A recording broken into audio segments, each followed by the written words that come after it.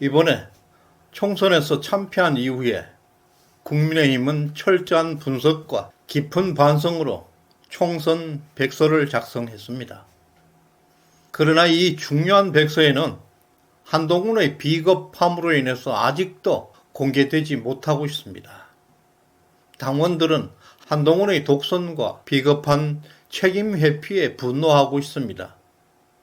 백서 공개는 지극히 상식적인 우리 국민들의 알 권리입니다.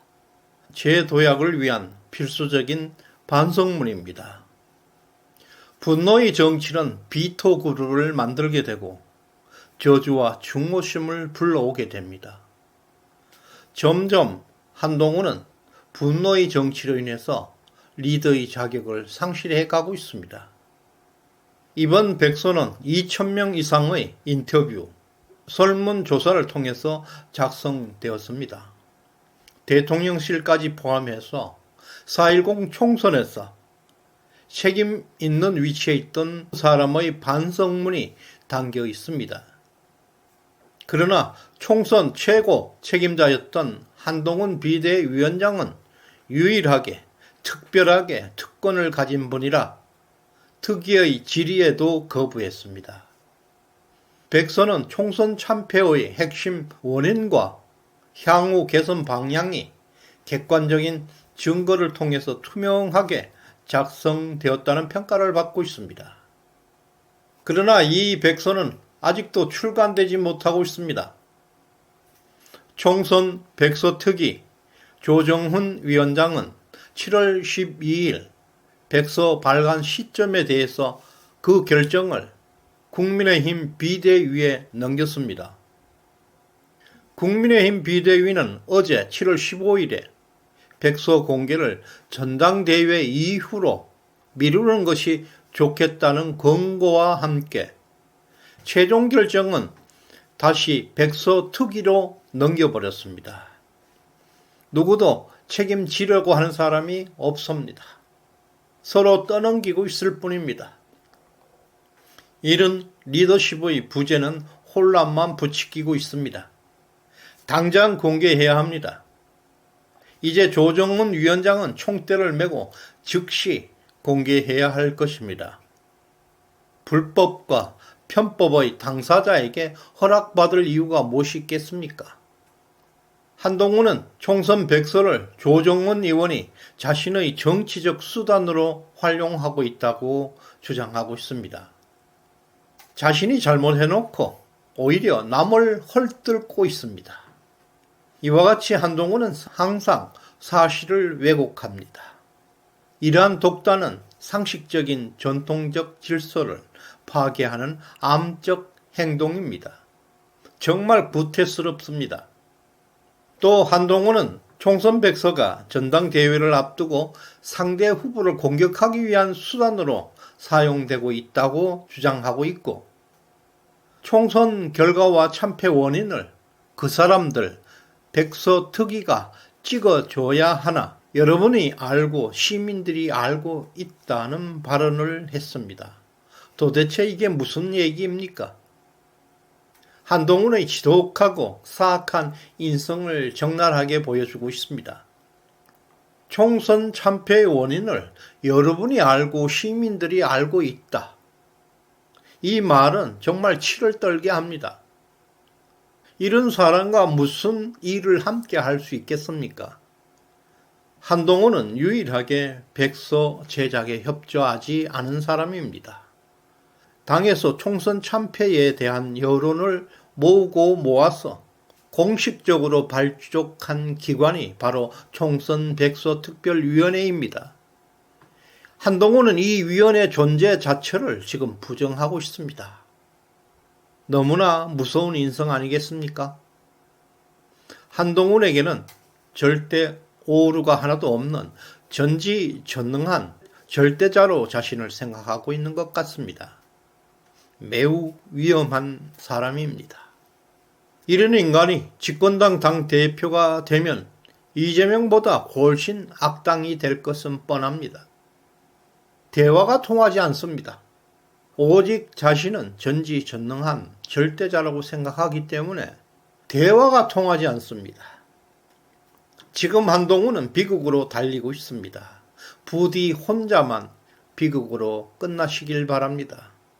그리고 한동훈의 말은 점점 힘을 잃어가고 있습니다. 언행일치가 사라져버렸기 때문입니다. 목적을 위해서는 어떤 거짓이라도 할 수 있습니다. 그에게는 민주적 절차나 과정은 단순한 수단에 불과합니다. 지금 대부분 총선 백서의 공개를 간절히 원하고 있습니다. 나경원, 윤상현, 원희룡 후보 같은 분들도 즉각적인 백서의 공개를 요구하고 있습니다. 나경원은 백서를 이미 발간했어야 했다고 주장하고 있고, 윤상현은 백서를 전대 이후에 공개한다는 것은 줄 세우려는 형태라고 비판하고 있습니다. 원희룡 후보는 당대표가 백서 유불리를 말하는 것 그 자체가 블랙 코미디라고 일축했습니다. 총선 백서를 공개해야 한다는 것은 너무나 당연한 상식적인 일입니다. 총선 백서 특위가 공식 기구가 발족되었다는 그 자체가 당원과의 약속이고 계약이고 합의입니다. 특정 후보에게 불리하다고 해서 공개를 거부한다는 것은 계약을 파기하는 것입니다. 합의를 깨는 행위입니다. 있는 그대로 공개하는 것이 경쟁의 룰입니다. 시간이 지난 나중에 과거에 했던 계약이 자신에게 불리하다고 해서 계약을 파기할 수는 없는 것입니다. 지금 한동훈은 공동체 질서를 심각하게 파괴하고 있습니다. 민주주의 근간 뿌리를 흔들고 있습니다. 이런 사람은 보수 정당에 정치할 자격이 없습니다. 여러 번 강조해왔지만 한동훈에게는 어떤 정치 철학도 소신도 보이지 않습니다. 사실 백서에는 한동훈의 미숙한 흔적들이 포함된 것으로 알려져 있습니다. 첫 번째, 김건희 여사 문자 1십 사건이 있습니다. 왜 한동훈은 영부인의 문자를 씹었나? 만약 김건희 여사에게 어떤 식으로든 설득해서 사과를 유도했더라면 20석은 더 가져올 수 있었다는 평가가 나오고 있습니다. 두 번째, 비례대표 사천 의혹이 담겨 있습니다. 한동훈은 공식적으로 국민의힘 비대위원장입니다. 따라서 비례대표는 별도의 위성정당, 국민의 미래에서 공천을 주도해야 합니다. 그러나 실제 한동훈 위원장이 정권을 가지고 비례대표 공천에 개입했다는 것입니다. 이것은 보통 심각한 사안이 아닙니다. 이상규 총선 백서위원회에 따르면 공천 심사원들이 작성해야 하는 비례대표 면접 채점표를 보지 못했다고 폭로하고 있습니다. 이것은 심사는 그냥 형식이었고 이미 공천은 정해져 있었고 누군가에 의해서 공천자는 이미 결정되어 있었다는 의혹을 불러일으키는 대목입니다. 한동훈은 시스템 공천이라고 정말 엄청나게 떠들어댔습니다. 국민의힘은 민주당의 이재명의 사적 공천과는 질적으로 다르다고 엄청 자랑했었습니다. 그 당시 한동훈의 시스템 공천이라는 말에 우리들은 깜짝같이 속았습니다. 공천 리스트의 뚜껑을 열어보니까 정말 가관이었습니다. 시궁창에서 썩은 냄새가 진동하고 있었습니다. 역사상 보수 정당에서 최악의 공천이었습니다. 세 번째, 여의도 연구원의 한동훈 독점이 심각했습니다. 한동훈은 4.10 총선 당시에 여의도 연구원으로부터 각종 여론조사를 독점적으로 직보받은 사실이 드러났습니다. 총선 백서특위에 따르면 현행 국민의힘 당원 당규 제15조는 여론조사실의 업무 및 독립성을 확보하기 위해 보고 체계를 엄격히 규정하고 있습니다. 공천조사 및 선거조사, 주요 당무 관련 여론조사 결과는 국민의힘 사무총장이 실무 책임자로부터 직보를 받도록 규정되어 있습니다.